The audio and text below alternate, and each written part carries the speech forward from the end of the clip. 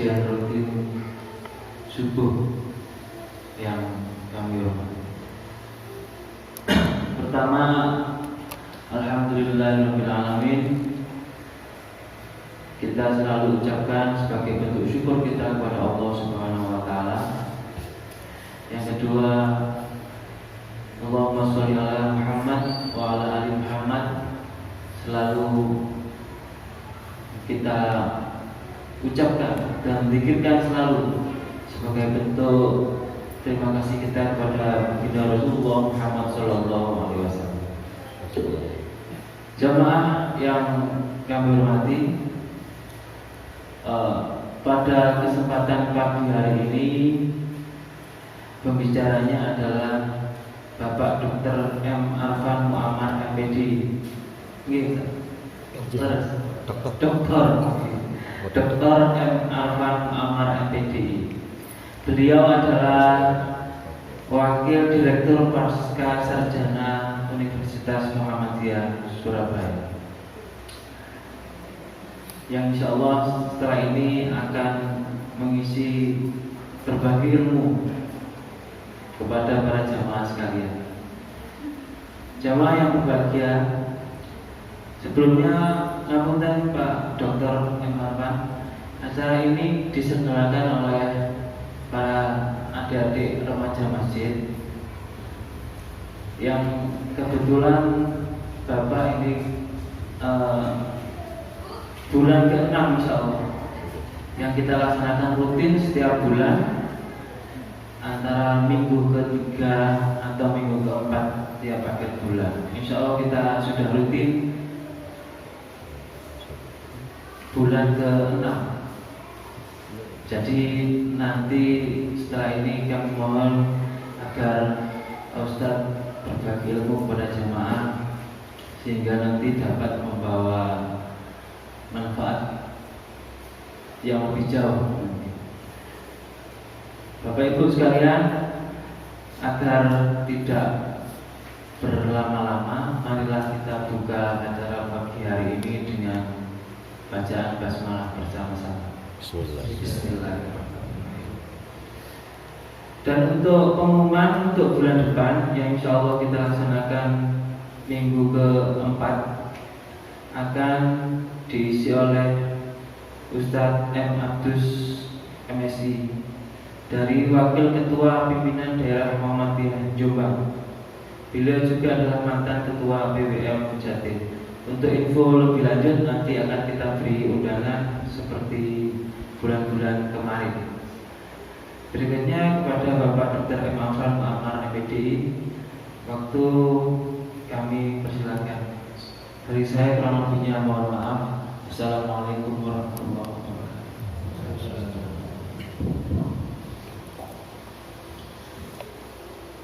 Assalamualaikum warahmatullahi wabarakatuh. Waalaikumsalam warahmatullahi wabarakatuh. Alhamdulillah, alhamdulillahilladzi syara'a lana dinal Islam walladzi ahkama amru dinana ghayatal ahkam wa mayyaza lana minal halali wal haram wa hadara lana minal wuqu'i fil atham. Asyhadu an la ilaha illallah wa asyhadu anna Muhammadar Rasulullah. Amma ba'du. Alhamdulillah, pada pagi hari ini kita dimampukan oleh Allah. Kita bersyukur kepada Allah atas kesehatan, kenikmatan iman, kenikmatan Islam, sehingga kita masih diberikan kemampuan untuk menjalankan ibadah salat subuh secara berjamaah. Wa syukur nikmah yajibu syukur aidan. Dan syukur terhadap nikmat itu wajib disyukuri juga. Syukur terhadap nikmat itu berbuah pahala. Kita mengucapkan syukur alhamdulillah tasih diparingi kesehatan. Syukur, wujud syukur itu berbuah pahala. Pahala itu nikmat yang harus disyukuri juga. Wa syukrun nikmat yajibu syukur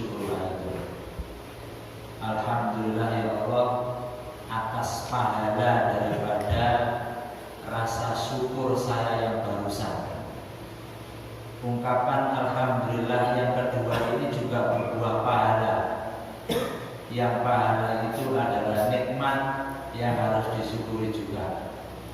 Jadi intinya syukur itu tidak bisa selesai, harus disyukur alhamdulillah terus. Karena itu masih lidah ini sampai berusaha-usaha mengucapkan syukur itu tidak bisa menyaingi nikmat yang telah diberikan Allah kepada kita. Alhamdulillah. Saya kira tadi saya sudah telat, masih betul. Saya lewat jalur Panggar. Tadi Pak Amir kemarin bilang lewat Lamongan Kota, nanti saya jemput di Namira. Ternyata saya lebih milih jalur Panggar karena teman saya di Cermi. Jadi kalau balik lagi jauh. Rencana saya langsung ke sini. Ternyata sama Pak Amir sudah ditunggu di jalur Panggar. Jadi saya duluan, Pak Amir di belakang. Jadi kejar-kejaran. Alhamdulillah.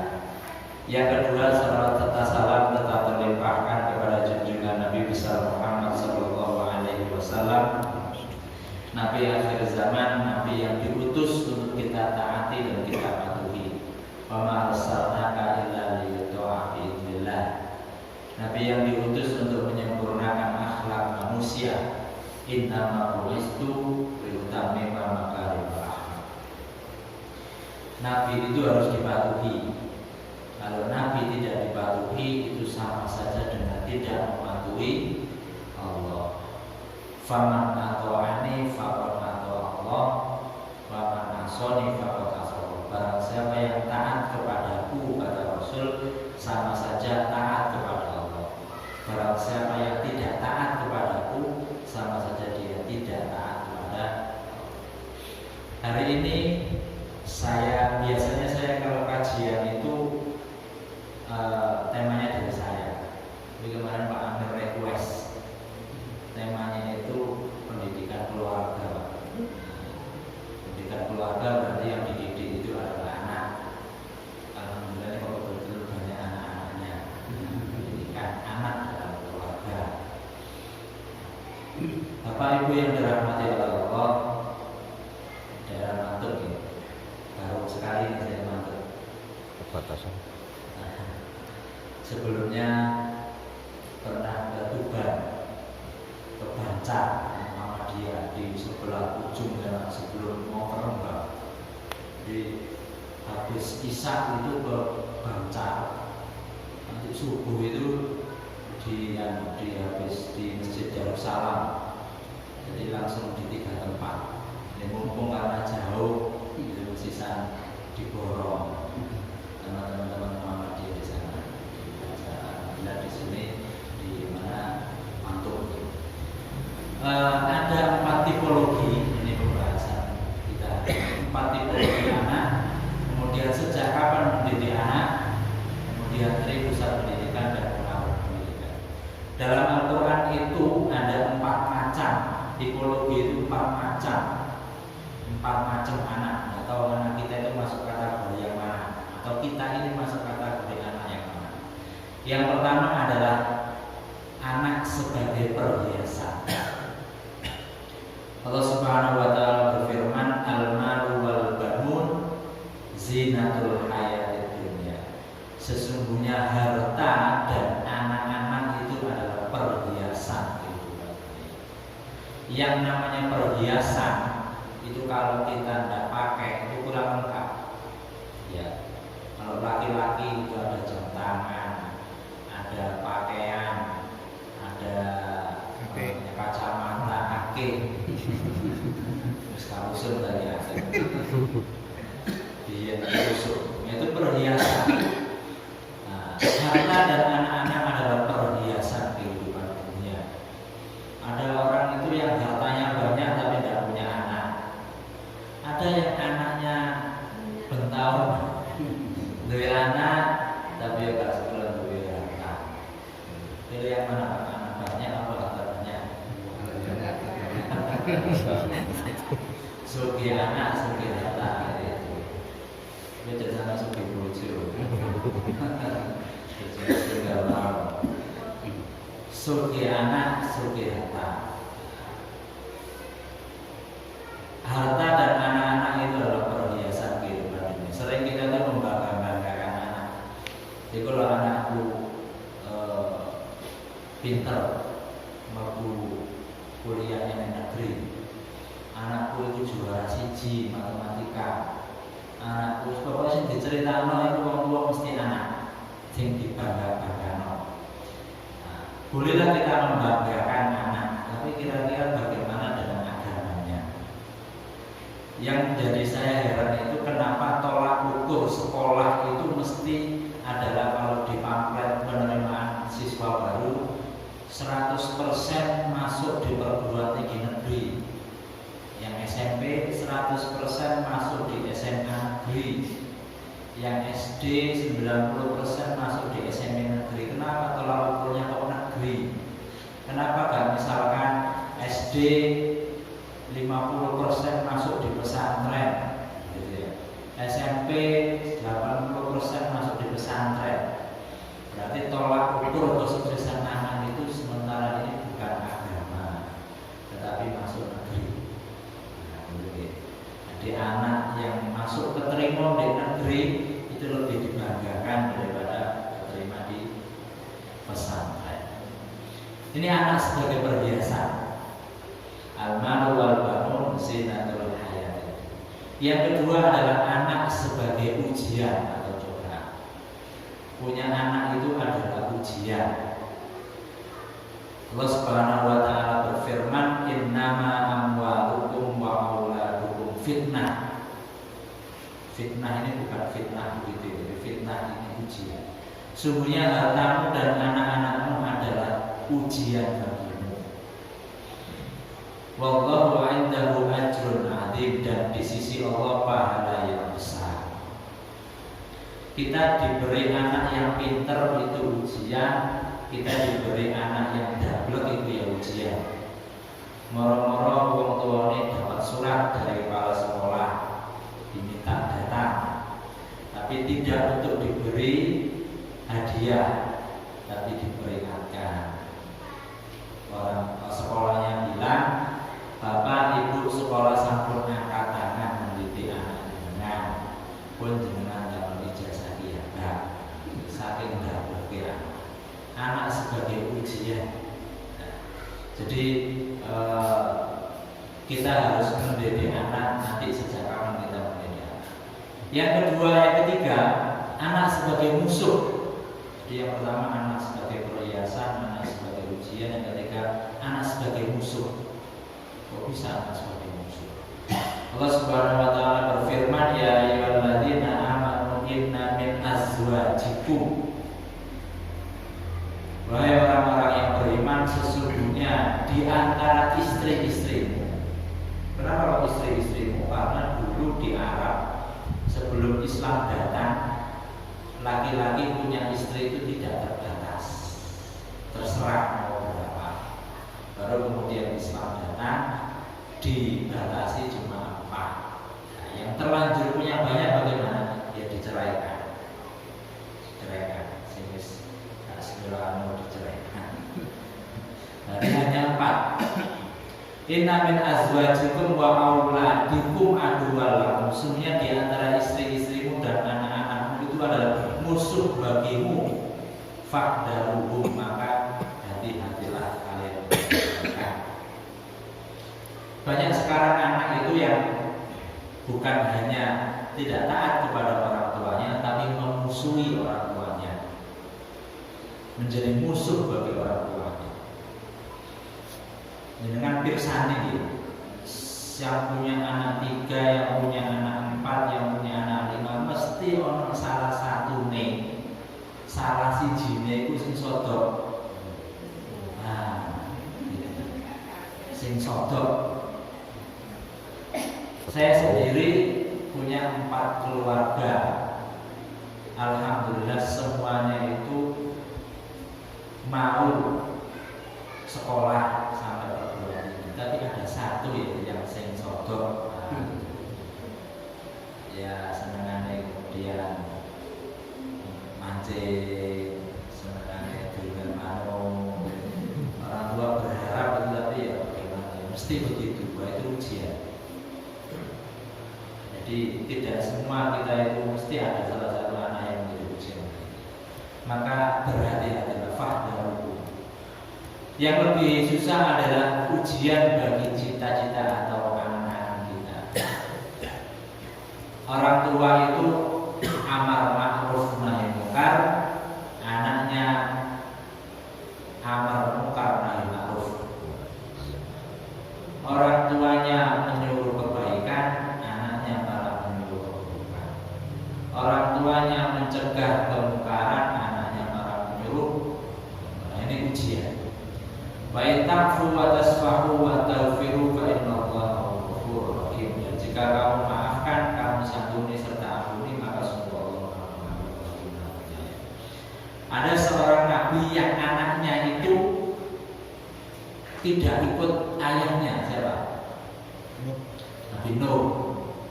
Sekaligus istrinya diajak numpak kapal. Ya bunayya kam ma'ana wa la takum minal ghafilin. Wahai anakku, naiklah ke atas perahu dan janganlah kau termasuk orang-orang yang ghafil. Apa kata anaknya? Sa'awi ila jabalin ya'simuni minal ma'. Saya akan naik di atas gunung yang bisa menyelamatkan saya dari air. Walau banjir ini kalau enggak gunung lah yuk selamat. Nabi Nuh mengatakan la asimal yaum, dino ini enggak ada yang selamat kecuali kalau kamu naik di perahu ayah. Enggak ya, saya tidak ikut, saya naik gunung saja. Nah, ini anak sebagai ujian. Pertanyaannya, kenapa yang dicelup itu anaknya kok gak bojone? Bojone itu ya tenggelam. Itulah yang kemudian kecintaan orang tua laki-laki perempuan itu kan kalau menikah itu kan seakan-akan yang lain kontrak. Tapi kalau sudah punya anak itu cintanya itu masuk ke dalam diri anak. Jadi ada istilah mantan istri tapi nggak ada istilah mantan anak. Masa ini mantan anakku nggak mungkin. Nah, itulah makanya kalau ditanya lebih cinta mana suami istrinya atau anaknya. Gitu ya. Jadi anak itu darah daging, kalau istri itu bukan bagian dari daging kita. Itu adalah orang lain yang kemudian bersatu. Ini anak sebagai musuh. Yang terakhir adalah anak yang diidam-idamkan oleh seluruh orang tua. Kalau ada remaja yang menikah ditanya, kamu kalau pengen punya anak yang gimana? Jawabannya hampir serentak, pengen punya anak yang soleh dan solehah. Allah Subhanahu wa taala berfirman, walladzina yaquluna rabbana hab lana min azwajina wa dzurriyyatina qurrata a'yunin. Qurrata a'yunin itu adalah yang enak dipandang. Dalam bahasa lain itu soleh.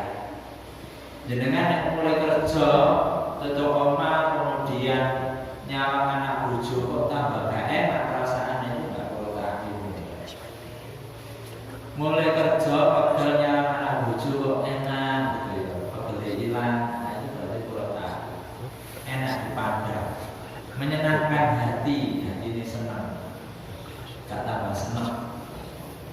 Wa ja'alna lil muttaqina imama, dan jadikanlah kami pemimpin bagi orang-orang yang bertakwa. Nah, permasalahannya adalah sejak kapan kita itu mendidik anak supaya anak kita ini jadi anak yang soleh. Lupa aku sekarang anakku gede. Nah, setidaknya nanti ketika memilih mantu atau didik putune, saya kan usulnya begitu. Sing merawat anak itu dadi wong tuwa tadi. Ini adalah bekal-bekal parenting buat mbah-mbah yang mendidik putunya. Sejak kapan sih mendidik anak? Sejak kapan? Nah, saya bisa memastikan itu ingat-ingat lupa. Kandungan. Dulu pernah di Gunung Surabaya, ternyata di sini ya, di Mantul. Sejak kapan mendidik anak? Sejak, ini saya ada surah yang menarik. Sejak memilih makanan. Loh, ada yang bilang sejak memilih pasangan, Pak.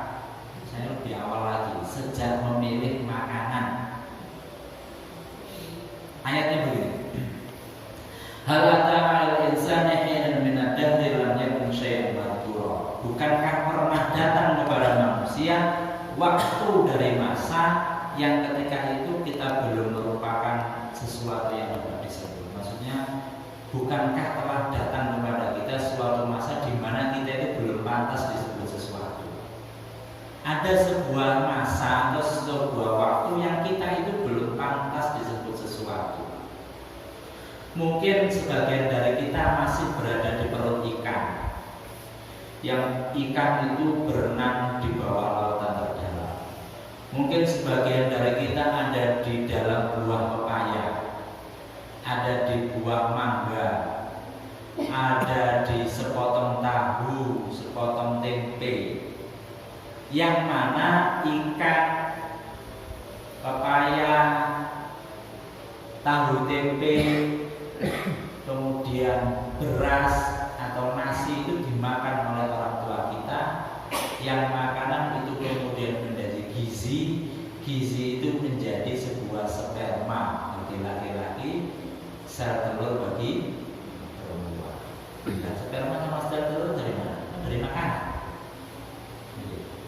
Kemudian sperma dan sel telur itu bertemu satu dengan yang lain, kemudian jadilah alaqah atau mudghatan, segumpal darah. Kemudian dalam 40 hari muncul mripate, muncul telinga, muncul rambutnya, muncul tangannya, muncul sikile, baru kemudian kita bisa disebut sesuatu.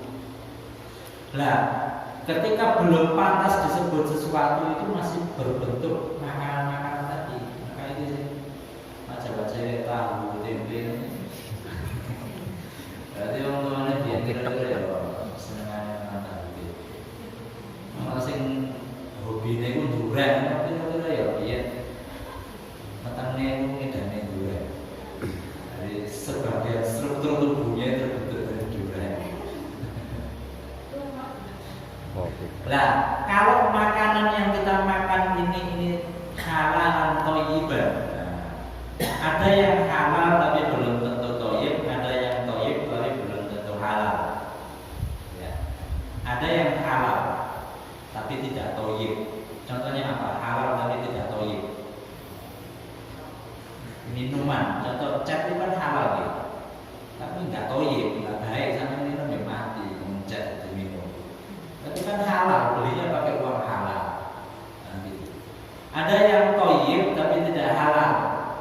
Ya, minum-minuman es teh, minuman kopi itu thayyib, tetapi cara membelinya atau cara minumnya kita ngambil mencuri, ya itu menjadi tidak halal.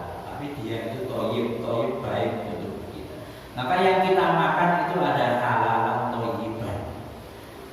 Kalau tubuh kita ini terbentuk dari makanan-makanan yang tidak halal dan tidak thayyib, maka justru anak-anak itu embrio bibit dari yang mau kita tanam itu menjadi tidak baik.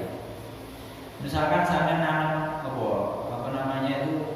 menanam buah mangga, buahnya itu berkualitas. Sampai nyari bibitnya ini di tempat yang apel misalkan ya, nyari dengan nanam apel di sini, ngambil bibitnya di Malang yang qualified, yang nomor 1. Tapi karena tanah di Mantuk ini kurang kualitas, gitu ya, pupuknya kurang, walaupun bibitnya ini apik, ya hasilnya kurang apik. Walaupun tanahnya ini apik, tapi bibitnya KW2, ya hasilnya ya itu. Maka memilih, mendidik anak dimulai dari memilih makanan. Nah, maka sing masih remaja-remaja ini, bukan AB, sejak sekarang itu harus sudah memilih makanan yang nek kepingin anaknya itu putih gitu ya, itu minum kedelai. Ya, nek kedelai itu degan, artinya anak itu juga terbentuk dari makanan yang kita makan. Yang kedua adalah sejak memilih pasangan. Nah, setelah makanan itu sudah kita pilih yang halal dan thayyibah, maka memilih pasangan. Wanita itu dinikahi karena apa? Tungkahul mar'atu li arba'in. Yang pertama adalah karena hartanya. Nggih, Mas nggih. Nek delek bojo meneh sing sugih. Jadi sendean itu aja sendean meranti. Sendean jati.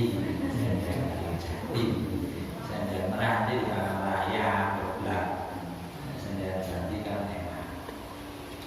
Yang kedua, tungkahul mar'atu li hasabiha atau li nasabiha.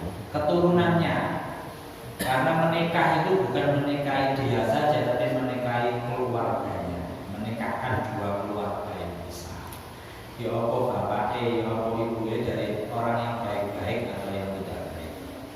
Yang ketiga, li jamaliha, karena kecantikannya. Sing ayu, Mas ya, sebenarnya sing ayu. Ayu itu subjektif.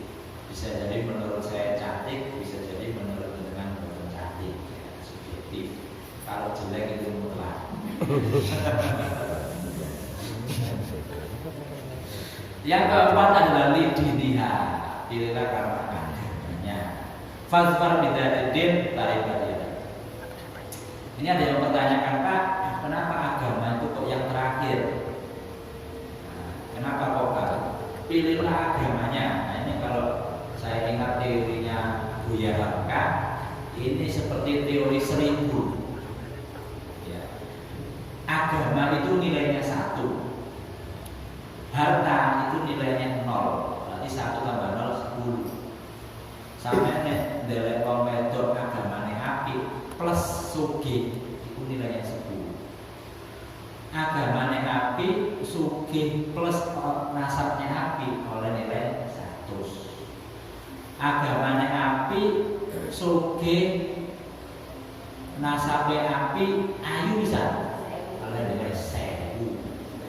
Tapi nek arek wedok itu sugih, nasabe apik, ayu, tetapi agamae elek, kok ono satunya, jadi tidak bernilai. Keagamaan itu sing paling. Kira-kira ono gak wong wedok itu sing agamane apik, sugih, ayu, menit-menit ngono. Mboten wonten.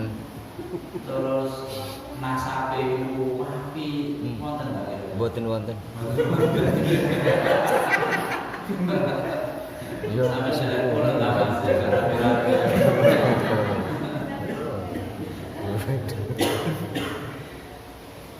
ya, jadi ya gitu. Pertama itu adalah coba dengan bapak-bapak ini menilai istrinya dari 4 kriteria ini.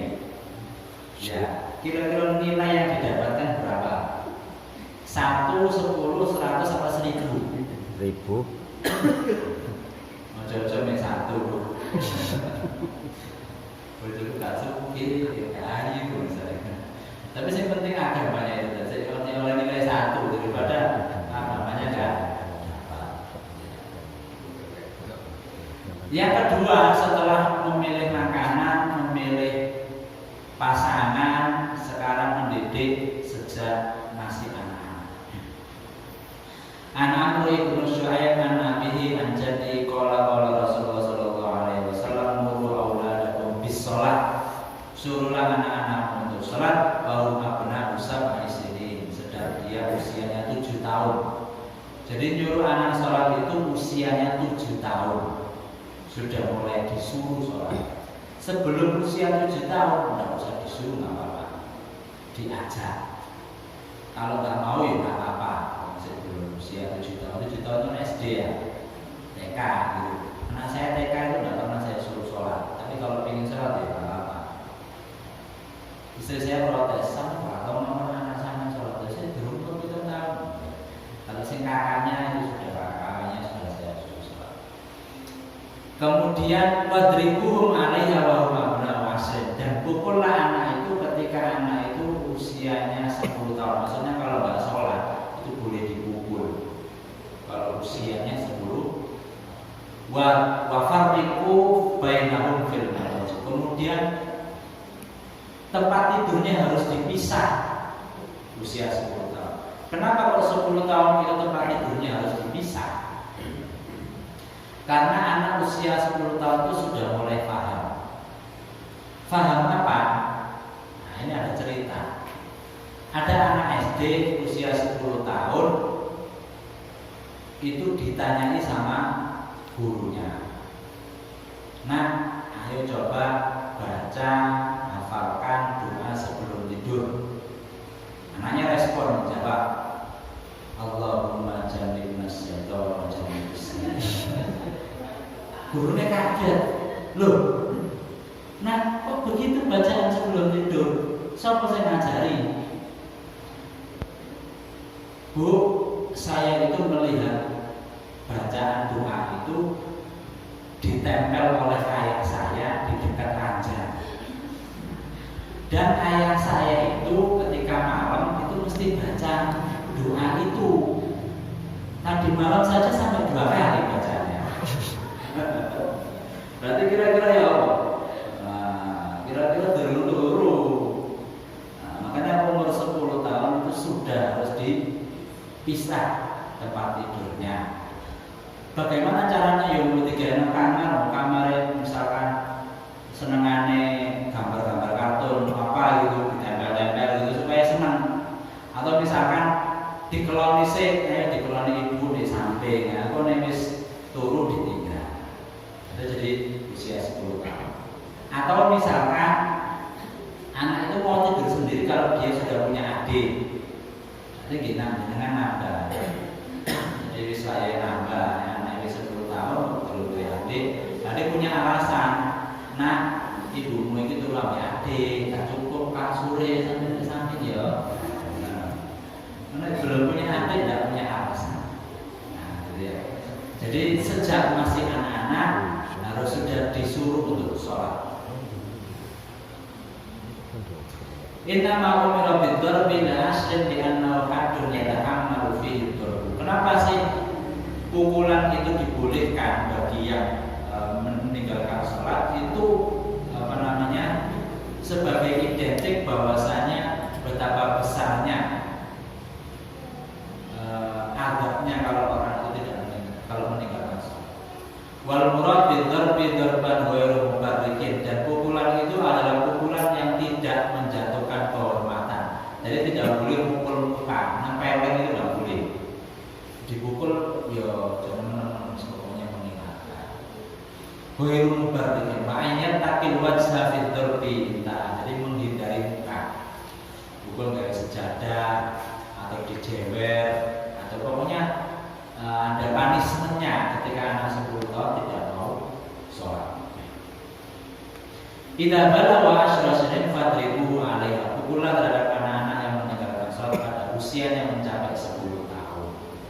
Ya dulu ala idza cukup, itu menunjukkan bahwa hukuman yang berat bagi orang yang meninggalkan sholat.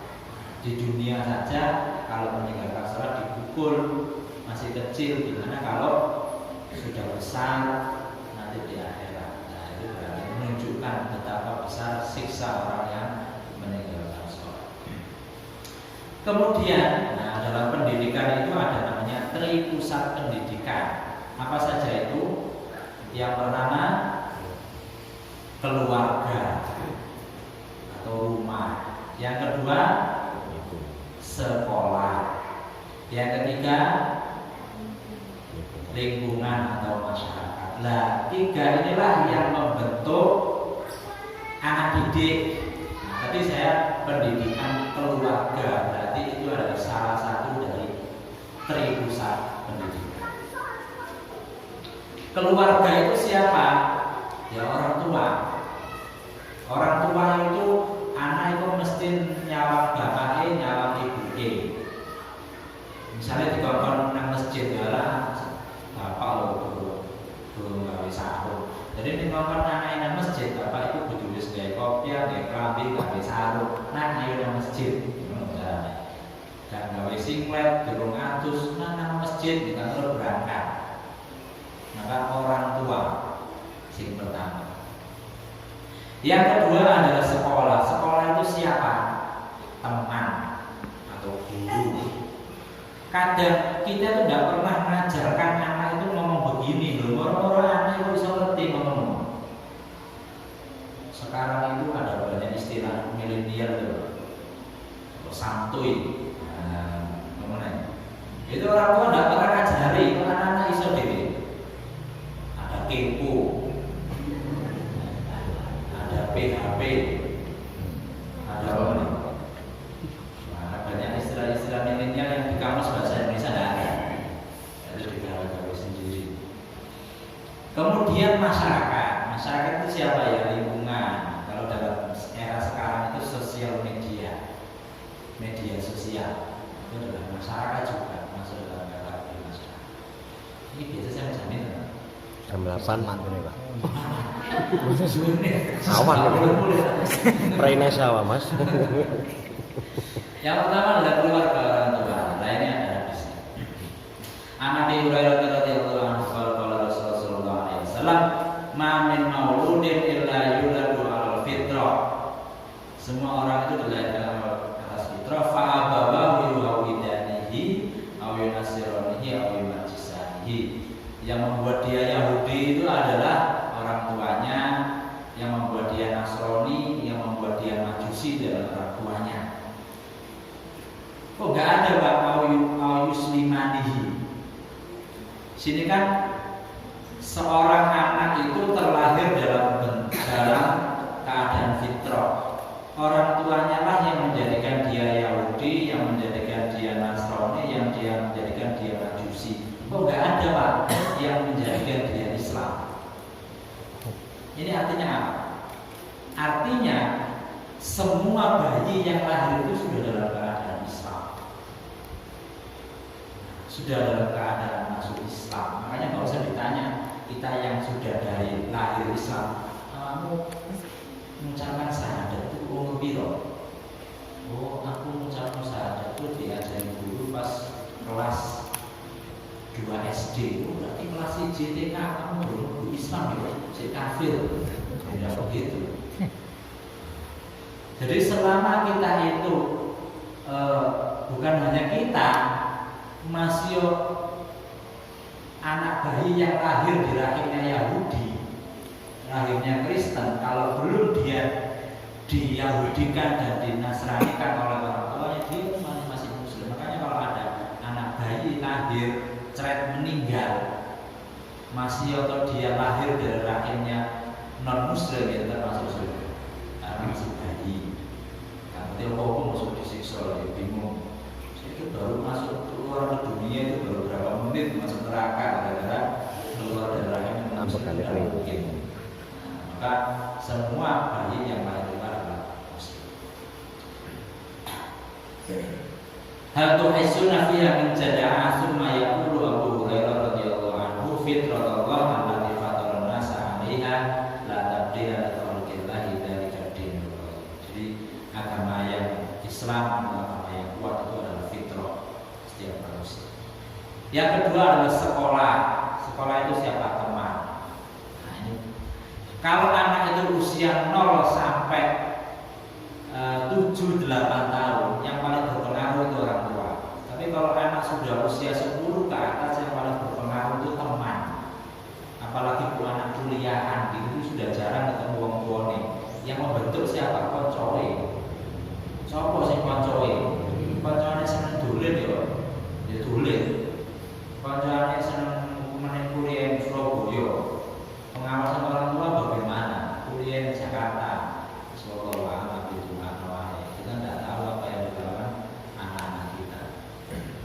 Wa Nabi Musa al-Syari radhiyallahu anhu anna Nabi sallallahu alaihi wasallam qala inna ma masalul jalisi shalih wa jalisi suka hamil mis. Jadi perumpamaan berteman dengan orang yang baik, berteman dengan orang yang buruk itu seperti berteman dengan penjual minyak kasturi dan berteman dengan peniup api atau kalau dalam istilah sekarang itu tukang las. Fahamil mis imma ayyuhiyaka wa imma antabta min wa imma antajid min hulihan thayyibatan. Kalau kita berteman dengan orang yang baik itu seperti dengan berteman dengan penjual minyak kasturi. Apa yang kita dapatkan? Imma ayyuhiyaka. Kalau penjual minyak kasturi itu lagi baik hati, sampean mesti ditarik-tariki. Sampean ke mall, kemudian masuk di gerai tukang jual minyak, itu mesti ditarik-tariki sampai kertas itu abu wangi. Yang kedua, misalkan kita itu cocok dengan bau wangi itu dan berapa uang, kita mesti beli minyak wangi. Dan yang ketiga, setidaknya kita itu tercium bau. Apa maksudnya? Yang pertama, kita dikasih minyak wangi, kita akan kita diberi kebaikan. Kita diberi. Kita kalau temannya orang yang baik, itu mesti dijai. Ayo nang masjid, ayo melu kajian, gitu. Tapi ada temannya gak baik, ada lah mau melu kajian, karuan turko. Yang kedua adalah kita bisa membeli minyak wangi, kita bisa mengambil pelajaran. Kita biasanya termotivasi dengan teman kita. Konco dulu sering nulis, aku tak pengen nulis juga. Saya termasuk orang yang saya punya Facebook, itu isinya tulisan. Kalau mengikuti Facebook saya itu, insya Allah setiap minggu ada tulisan. Tapi tulisannya tentang pendidikan. Kemarin saya nulis, haruskah kurikulum itu terus berubah? Ada 3 edisi, 3 minggu. Nah, terakhir, besok mau nulis apa lagi? Ya pokoknya seputar pendidikan. Kadang saya kirim di pwmu.co juga. Kemudian wa imma antajid min hurihan thayyibatan. Setidaknya kita mendapatkan bau harum. Misalkan ada teman kita, Pak Amir ini teman sekampung ini. Terus kemudian ternyata Pak Amir ini kemudian nanti jadi Pak Camat atau misalkan jadi Bupati Gresik. Kanca-kanca yang mesti biyen niku ngopi ambek aku. Biyen niku masuk angin aku sing ngeroki. Jadi tercium bau harum. Saiki sing kanca-kanca dadi menteri, jadi presiden kan mesti cerita, biyen sering ambek aku. Lah kita itu tercium bau. Wana fikir tapi kalau kita berteman dengan orang yang tidak baik itu seperti berteman dengan peniup api atau tukang las. Apa yang kita dapatkan? Ayu rikosiabab, bisa jadi baju kita itu terbakar. Kalau kita berteman dengan orang yang buruk, mesti kita itu ketularan buruknya. Suul yudi. Koncoy melu nang diskotik, koncoy melu gak sembahyang, koncoy itu nular. Atau setidaknya antajid min hurihan muntinatan. Setidaknya itu kita tercium bau tidak sedap. Misalkan koncoy sampean itu akrab mana kena narkoba, mesti iki paling konco itu Pak. Nah, gitu kan dia dulu zaman PKI gitu ya. Ono wong pernah diinepi orang yang pernah tersangka PKI itu mesti kena juga. Saya punya teman, dia itu baik, tapi karena temannya ini mantan teroris, dia sempat dulu pernah terlibat bom Kuningan gitu ya. Sehingga sama BNPT tercatat namanya. Kemudian suatu ketika 5 orang, yang satu ini yang pernah kena teroris itu ikut bareng ke Malaysia. Nah sama imigrasi itu terdeteksi. Cetit gitu namanya. Oh ini pernah kena kasus, jadi namanya itu diblokir. Ditakoni kamu kerennya ambek sopo? Lima imigrasi ditahan dan dideportasi, langsung dipulang. Gara-gara berteman dengan orang yang tidak baik. Padahal ini yang satunya ini adalah yang lainnya itu tidak pernah terlibat dalam terorisme, tapi karena berteman itu tadi suul mesti temannya itu seringkali terlibat. Yang ketiga adalah masyarakat, lingkungan sekitar. Masyarakat sosial media, Sekarang itu masyarakat sosial bisa dimaknai juga dengan sosial media. Ada satu buku judulnya itu Hot, Flat, and Crowded. Dunia saat ini itu diibaratkan menjadi 3 kata ini. Hot, hot itu apa? Panas. Dengan kalau lihat Facebook, Twitter kan di sini panas kok. Apa meneng menjelang politik kemarin terus panas. Yang kedua flat, datar. Sekarang dunia itu hanya di sebuah tempat yang datar, flat. Semuanya ada di tempat yang datar, yang flat. Itu bayar listrik, bayar cicilan, tuku pulsa, GoFood, Gojek, Grab, semuanya ada di sini. Transfer. Yang ketiga adalah crowded. Coba jenengan bayangkan, misalkan saja WA itu yang saring kesana kemari berseliweran itu ditampakkan ketok. Sudah realita sudah Facebook dan dia luwete di dunia ini.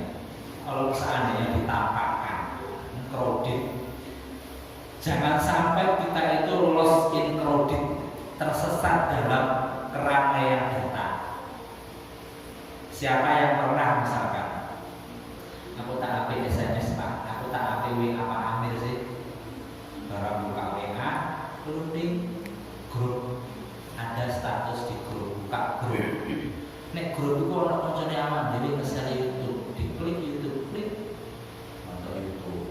Misalnya YouTube itu orang iklan, klik, nah, terus orang diklik sampai sajam, pegel di TKP.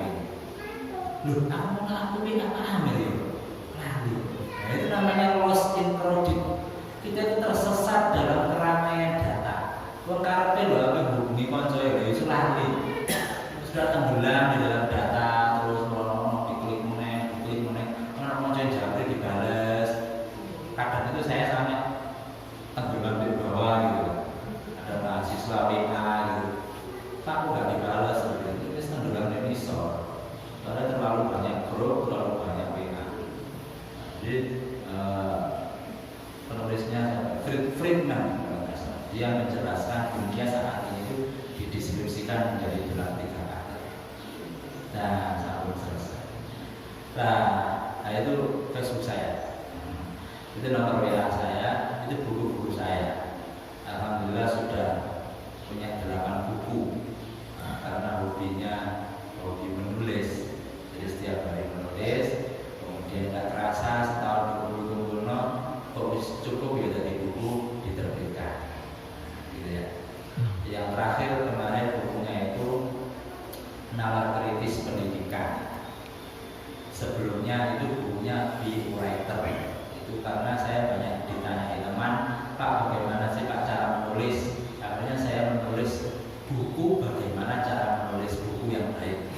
Saya menulis buku yang isinya bagaimana cara menulis buku yang baik. Itu khusus untuk saya gunakan pelatihan menulis di sekolah, di perguruan tinggi. Syaratnya itu minimal 30 orang. Biasanya output dari pelatihan, kalau di sini kan tidak ada output ya.